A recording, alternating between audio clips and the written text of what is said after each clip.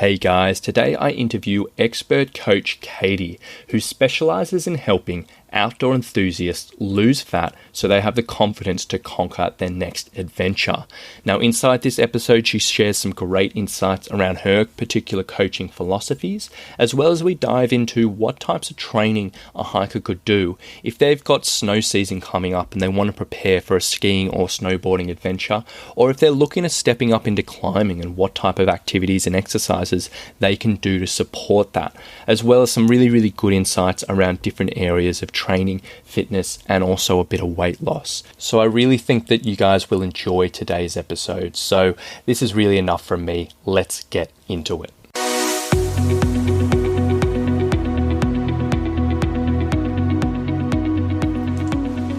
Hey, my name is Rowan Smith, and I want to welcome you to the Training for Trekking podcast.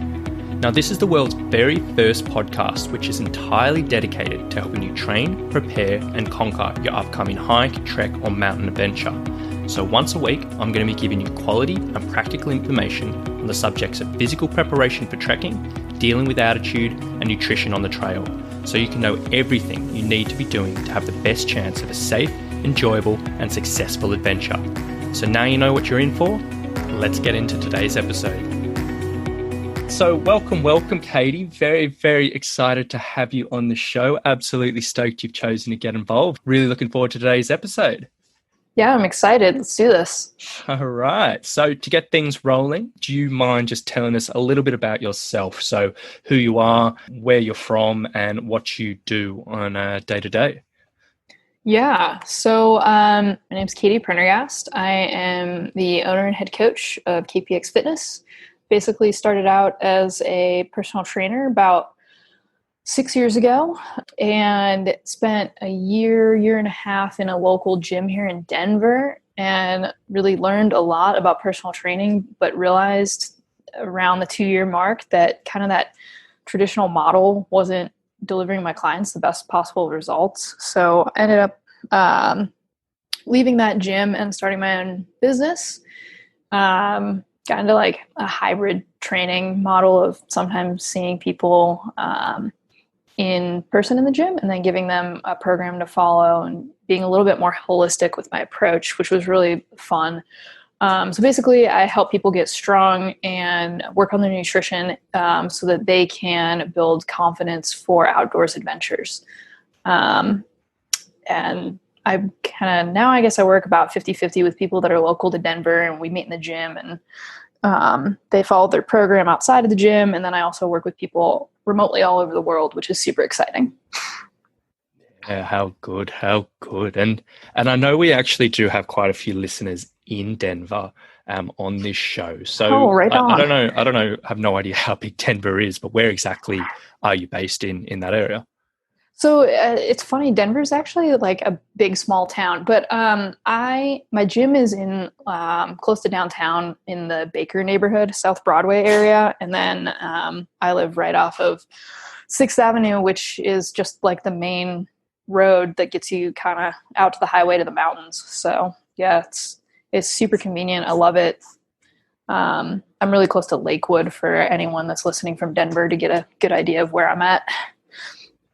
Nice one. Well, we're going to dive in a little bit deeper around how people can reach out to you after we've had a chat and everything. So if there are any Denver listeners, or obviously anyone who's interested in what Katie's doing, you'll know exactly how to find her in a little while. But before we get into that, let's just get a little bit of background around what you like to do in the outdoors. So to start with, what are some of your favorite outdoor pursuits? And then maybe what was the best outdoor adventure that you've ever been on? I had to think about this question for a while because you told me about it maybe a week ago, and it's such a hard question to answer. But I'll start with the first one. So favorite outdoor things. I love to go hiking with my dog. He is about 3.5 years old. His name's Gunner, and he's a golden retriever border collie mix, so he's got tons of energy and loves being out on the trail, which makes him like the perfect hiking buddy. And then I love to climb. I do mostly sport climbing, which is with ropes and like there's pre-drilled gear on the wall, and you just kind of clip into that and climb up. I'll do some bouldering in the gym too, just for practice. It kind of scares me to do it outside because you're not on a rope, and like if you fall, I feel like I'm gonna hurt myself and die. So it's not really my jam. Outside feels a lot safer in the gym. And then I'm really, really big into snowboarding. That's one of the main reasons why I actually moved to Denver. I'm originally from Cleveland, and if your listeners know anything about the geography of Ohio, it's pretty flat. We have ski hills there, not mountains. So moved out here to just be able to snowboard more, and recently got into backcountry splitboarding, which I haven't been able to do as much as I would like, just because COVID kind of shut everything down right around when the season really gets picked up this spring. So looking forward to doing some more of that this coming winter and spring. What is that? Yeah, so much like backcountry skiing, like you have these skins that you put on the bottom of your skis so you can go up the mountain, and then you take them off so you could ski down the mountain. But with the split board, it's a snowboard that's cut in half. So you can take it apart, and you have like your skis for climbing up, and then you put it together and you have your snowboard for riding down, which is really fun. You can get out into like the quote unquote real mountains off of the resorts and away from the crowds that way. So it's a little bit more like you're out in nature, and it's a bit more like adventure style as opposed to riding the lift. Yeah, hectic. I've never heard of that before. Not that I'm, big into snow sports, but that's super cool. Oh, I love that. Yeah, it's a lot, like a lot of gear investment, a lot of you need to know a lot about avalanche conditions and stuff like that to do it safely. So I'm looking forward to like learning all those things as I go along. Yeah, nice one. And then so the big question then, what's been the best outdoor adventure? Right. So this one's actually kind of a tie for me. And I think you'll appreciate the first one, which this was kind of my first like foray into outdoor adventure stuff. I actually studied abroad for a semester of college at the University of Wollongong. And but before the term started, they put us up in a hotel in Sydney, and we did like a bunch of touristy stuff, like go pet the kangaroos and all that. And we went rappelling in the Blue Mountains. And it was, to me at the time, it was like both terrifying and exhilarating because I'd never done anything like that. But looking back now, I can't help but laugh at like how bad I was at it. But it was super fun. And then the other best adventure was probably my first backpacking trip, which was 2 summers ago. I did it in the Maroon Bells, which is part of the Rocky Mountains here near Aspen. So it was really, really cool. Yeah, fantastic. That's so good that you were down in Wollongong and up the Blue Mountains for the rappelling. I love that. Yeah, it was so cool. Beautiful there. And so let's talk about your coaching a little bit. Is there any particular philosophies which you believe in when it comes to physical preparation for outdoor enthusiasts? Absolutely. So first things first, I might be biased since I'm a strength coach, but I believe that strength training and just being strong makes everything else in life easier. And this is not exclusive to like outdoor fun stuff that we all enjoy, like hiking and skiing and whatnot, but just like literally everything from carrying the groceries to keeping up with your kids or in my case, my dog. It makes everything else in life easier to handle. And that there's really no such thing as being too strong. Like I've never heard of someone say like, man, I wish I was weaker, like this is something that you can start at any point in your life and just keep progressing, and you'll never get to the point of too strong. So it's just something that's going to make your life better all around, make you more resilient, hiker, climber, skier, whatever. Yeah, absolutely. I couldn't agree more there. And, for the guys, the long-term listeners of the podcast, they'll know I go on about this a lot. So they're well-versed. So it's good to hear you speaking my language there. Yeah. And then on the flip side of things, what do you feel like is just not done enough of? What is just not done well in the outdoor world? So I kind of have like two things that come to mind here. And the first is the concept of cross training, I think gets really misunderstood or warped in a way. Like, what I mean by that, if you ask a runner, like, what do they do to cross train? Their most likely answer is going to be like, oh, I bike or I swim, or like they might do some sort of like HIIT class or something, right? And that's all just cardio. So I think and biking and swimming is not load bearing, right? So there's not a whole lot of emphasis put on load bearing, resistance based training in terms of cross training for like endurance athletes, I would say. And I'm lumping hikers and runners in kind of the same category, which may or may not be fair, but that's just kind of what comes to mind when you ask the question. And then the other thing is like, I think outdoors people have this amazing badass mindset of like pushing themselves through their limits, which is so, so cool. But it's not so great in terms of training because like rest is equally important to the training. And I think like a lot of people have this mentality that if they're not like passed out, gasping for air on the floor at the end of a session, like it wasn't a good workout. And just kind of like figuring out a better balance of using the gym to improve yourself and not necessarily to destroy yourself. And then on that point, so if there was someone who was first getting into their training, and maybe in the past, like 20 years ago or 10 years ago, they'd been told, look, you got to go hard or go home. You got to, no pain, no gain, that type of thing. But they're approaching their training now, and, maybe that might not be the best approach for them. How would you explain to someone what type of intensity they're sort of looking for, like how hard they should push themselves in a good way? Yeah, that's a really good question. I think a lot of that comes with practice and just like learning to know how far to push your body and like how much you can handle. And as your fitness improves, like obviously you can handle more. But I would say like just to try to vary things throughout the week.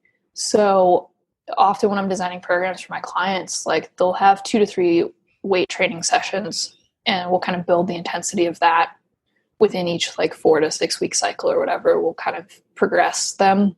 And then they'll have days where I'm like, hey, I just want you to like go for a mile or 2 walk, or, hey, here's a recovery routine that you can do that's mostly body weight. And it's like a lot of mobility and working on weaknesses and stuff. So just kind of balancing out the like high intensity stuff, the heavy lifting, the HIIT classes, and like the interval training with more mellow stuff. Like you could go walk every single day and you can't really overdo that because that's low intensity. So just kind of spreading out the high intensity throughout the week and balancing that with some lower intensity and some recovery stuff is really, I think, the best approach. And it's the most sustainable. Like you said, like somebody that's trying to get back into fitness, if they have this perception that like they need to go hard, like go big or go home or whatever, 6 or 7 days out of the week, they're going to burn out pretty dang quick. So it's a lot more sustainable to find that balance between like that go hard mentality and then the kind of rest and recover.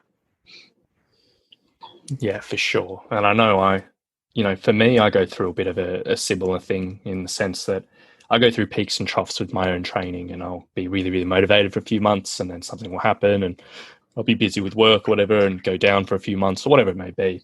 But I always know when I'm getting back into things, if I train by myself, I'm quite good at finding that balance and, looking after it. But the second I train with a friend or someone else, it just goes way, way, way too intense too quickly. And I ruin myself. I hate it. I don't have a good time. And I know that's a massive struggle of mine. And I wouldn't be surprised if a lot of people out there in that same situation. So if you had a client or if you were in a similar situation where it was like, okay, I'm trying to ease myself in, but I've got this friend of mine who's actually quite fit and actually I get a bit competitive with, what would you say to that client who to try to teach them their own limits and not sort of keep up with their friend? That's actually a really good question and very pertinent because I do have a client that's kind of like that right now. Um, like he's more on the beginner end of the spectrum, and his friend is like really excited that he's all of a sudden into lifting and wants to just like show him these kick-ass workouts that like literally kick his ass. What I would say, what I have said to him, and what I would say to anyone in that situation is like, think of this as you want to be in it for the long haul. So yeah, maybe like go hang out with that friend and do that tough workout once in a while, but don't make that the vast majority of your training. And I would say too, like just don't be afraid to draw the line and be like, actually, that might be too much weight for me to do right now. Maybe let me try. Like you can always scale stuff, right? Like you can always change an exercise to suit your current fitness level. So I would just say like pick weights that you're comfortable with, that you can control and that you can use good form with, and don't do any exercises that like have you doing 100 burpee box jumps for time where you are scared you're going to like crack your shin open on the box every time you jump. So just kind of like use your common sense. And I know it's hard because I'm the same way as you. Like I have a hard time checking my ego when I'm working out with other people. I'm like, nah, they're doing like 200 pounds of that exercise. I'm going to do 200 pounds of that exercise, even though I know it's going to mess me up. So just like try to check your ego at the door and just have fun with it and play the long game. Nice.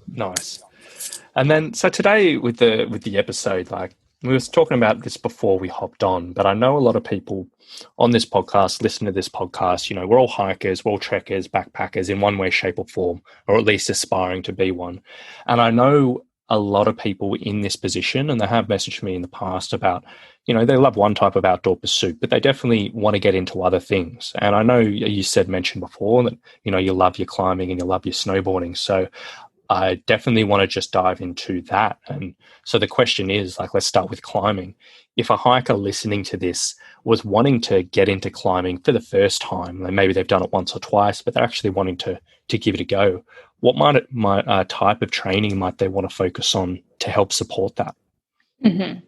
Yeah. So I think the initial perception people have when thinking about like getting into climbing, and I've heard this reaction from a lot of people, is like, oh, I wish I could do that, but I'm so bad at pull-ups, or like, I just don't have the upper body strength to climb, stuff like that.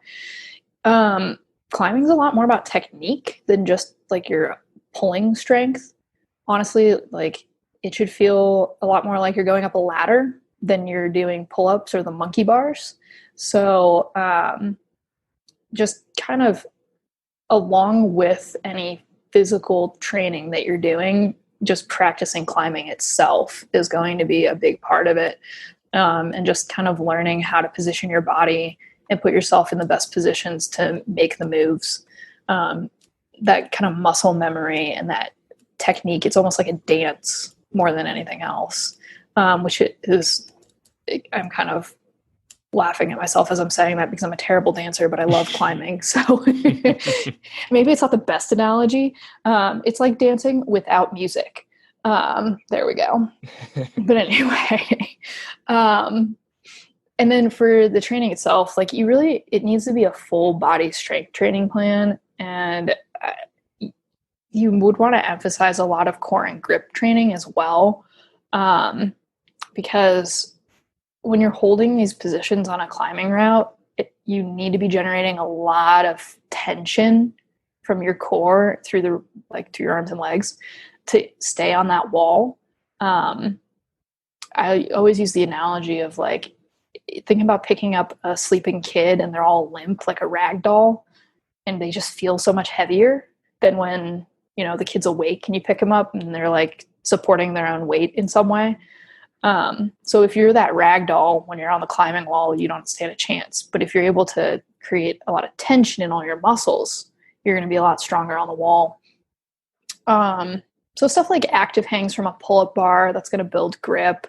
Doing pull-ups and chin-ups with like a lot of different grips, like wide, narrow, overhand, underhand. If you're like pretty strong with pull-ups, you could try fancy things like holding a towel around the bar with one hand and holding the bar with your other hand. That kind of changes the emphasis. Lots of back exercises like rows and flies. And I'm biased here because deadlifts are my absolute favorite exercise in the entire world for a reason, because they're really, really good at developing full body strength. And they're also killer for your grip. So that carries over to climbing a lot. Yeah, like loaded carries. Just pick up a heavy dumbbell or kettlebell and kind of walk around with it. And yeah, like planks are great too for climbers because that'll get your core fired up and shoulder stability. And with climbing, shoulders are a pretty big injury, like kind of that tends to be where climbers will end up hurt, either their shoulders or their elbows. So making sure that you do a lot of shoulder stability exercises, planks being one of those, is just like really good. Kind of bulletproof yourself against injury. So.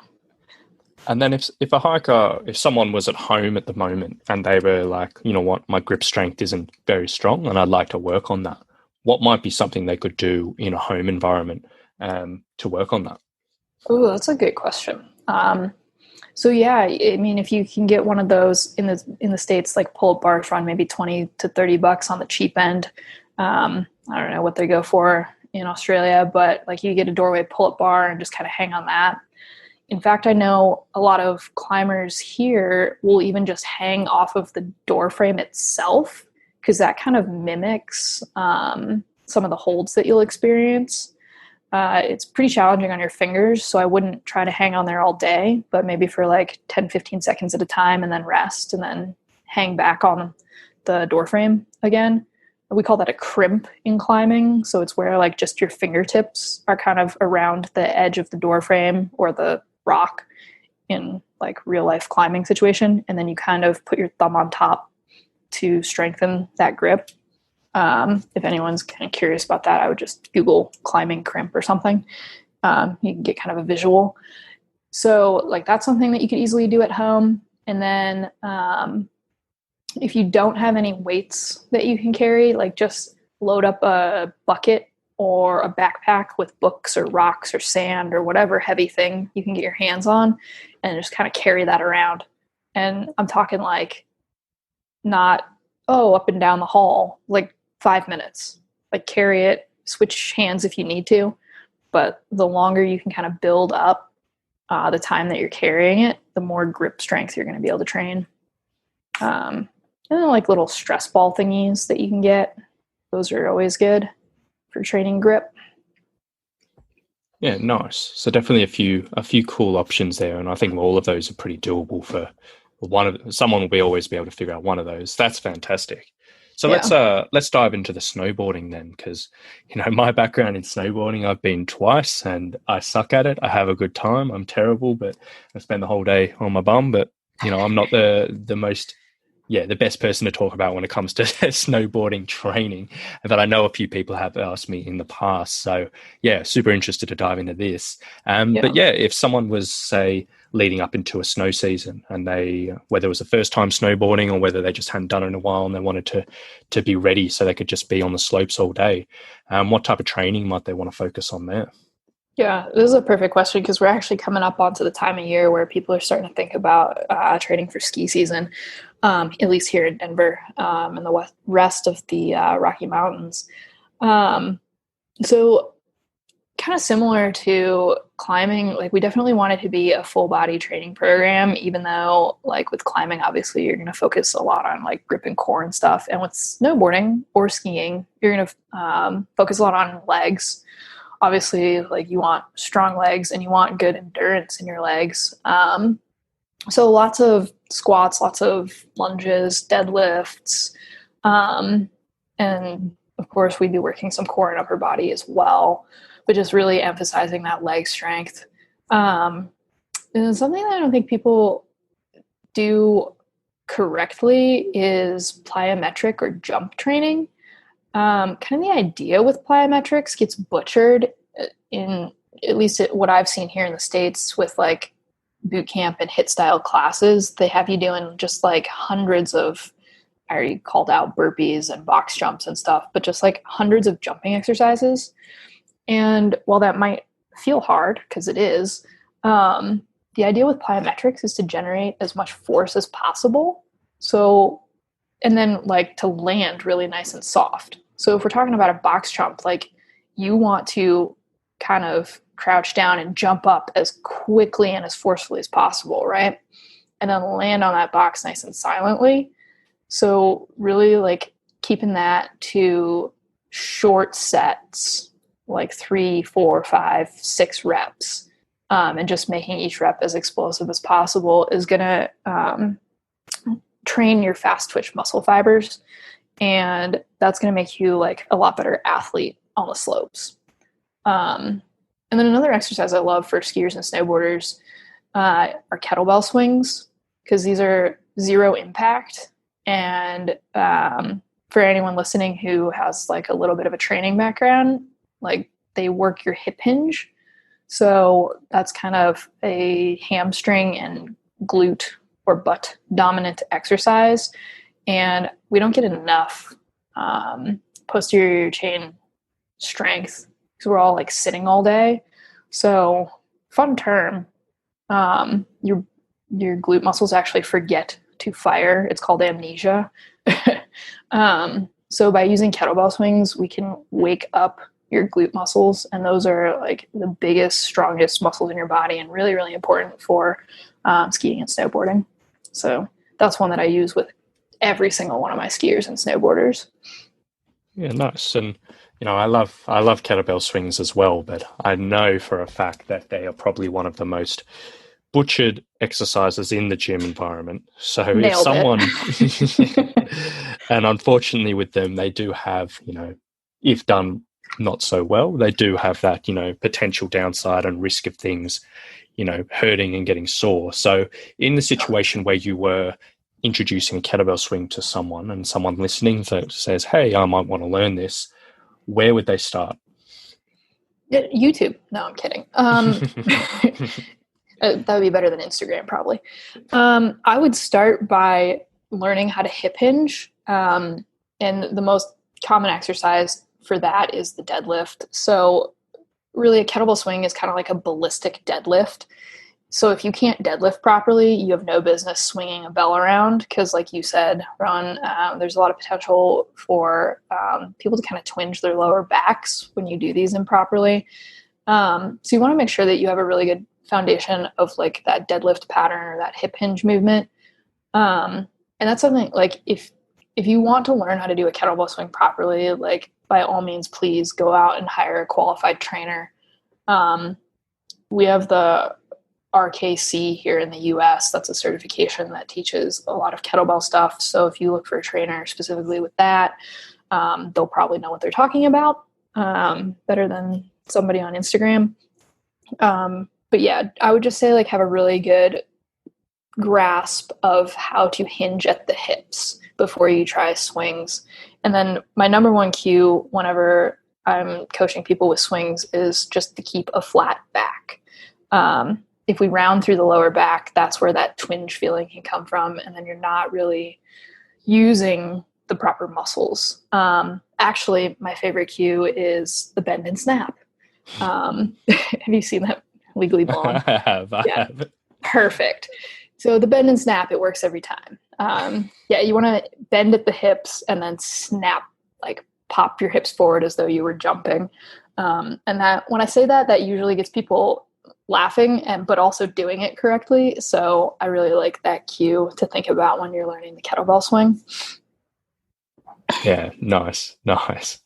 And yeah, I'm sorry to say that I have seen that movie embarrassingly, so I know exactly what you're talking about. Oh, it's a classic. Yeah, that's it.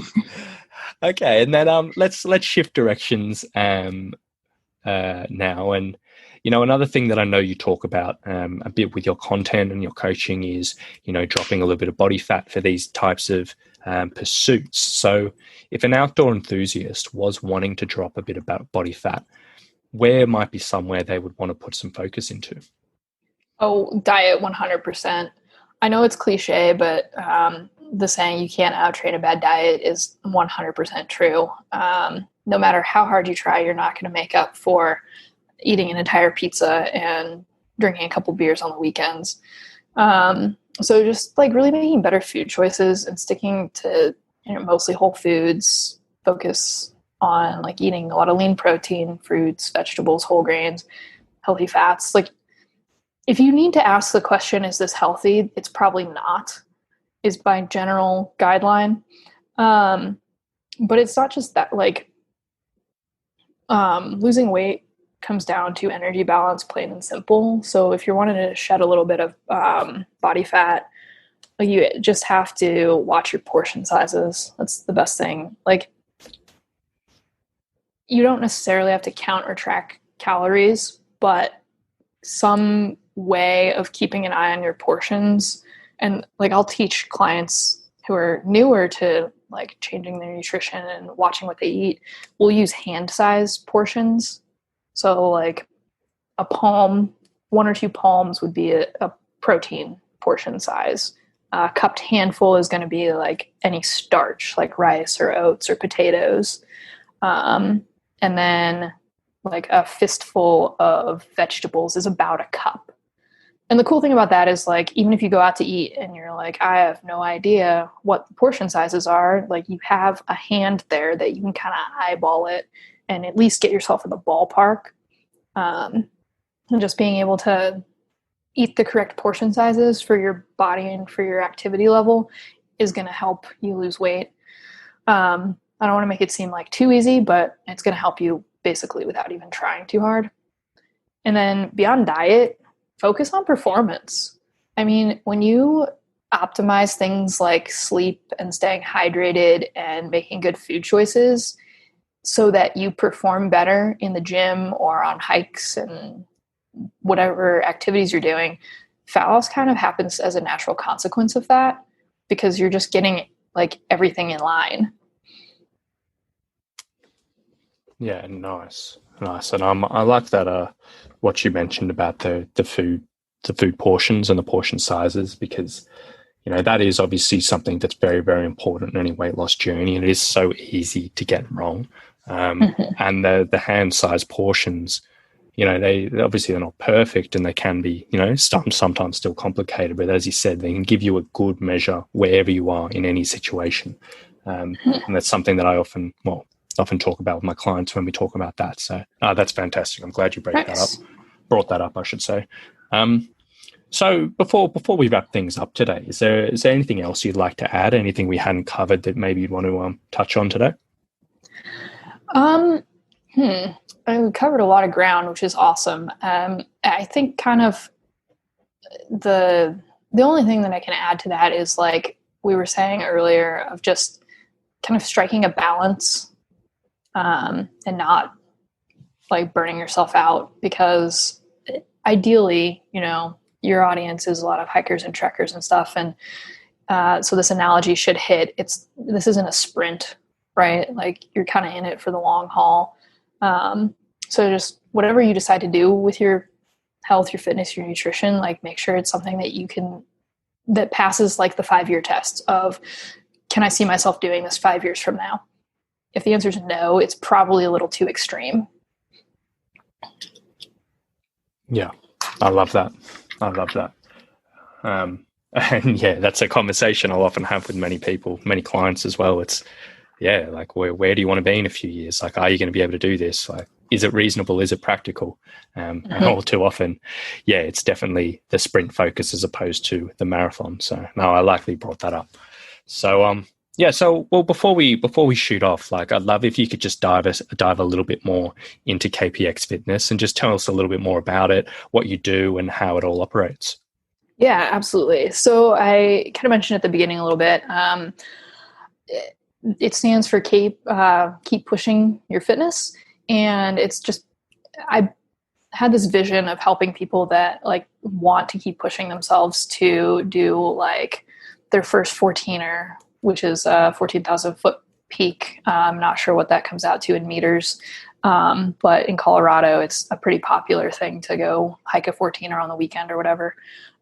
So whether you're like someone that wants to do your first 14er, or if you want to do like your first backpacking trip, or you just want to like push yourself to ski harder runs or climb harder routes, and just kind of like aligning your fitness with that lifestyle and with those long-term goals of just enjoying the outdoors as long as possible.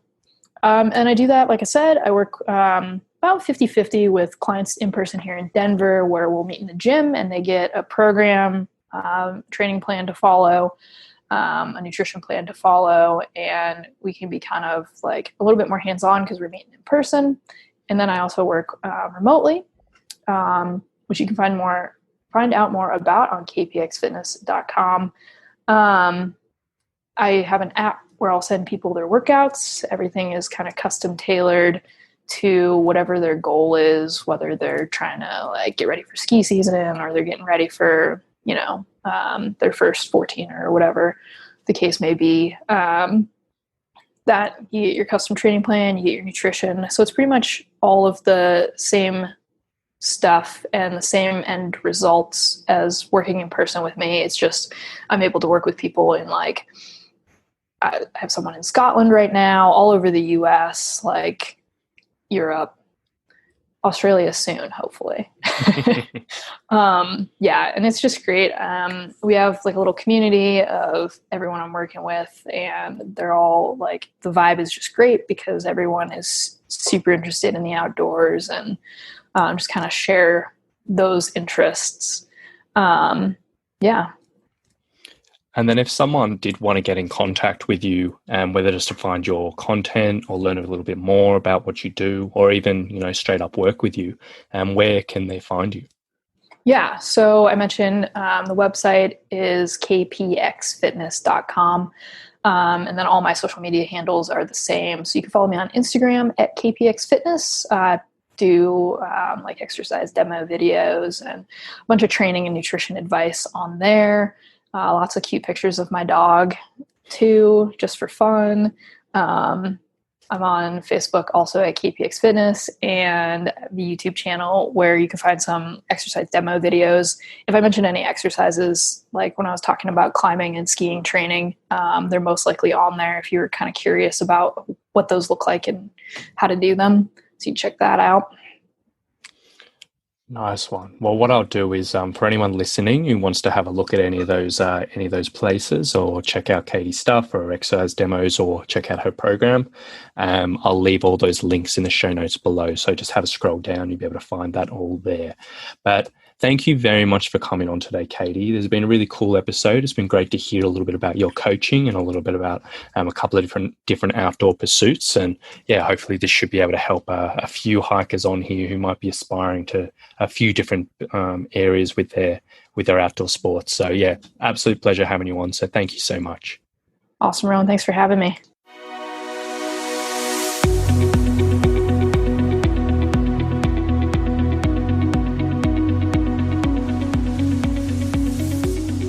You've been listening to the Training for Trekking podcast. So if you've enjoyed this episode, please remember to subscribe, rate, and review us in iTunes. So thanks for getting involved, and we'll see you on the next one.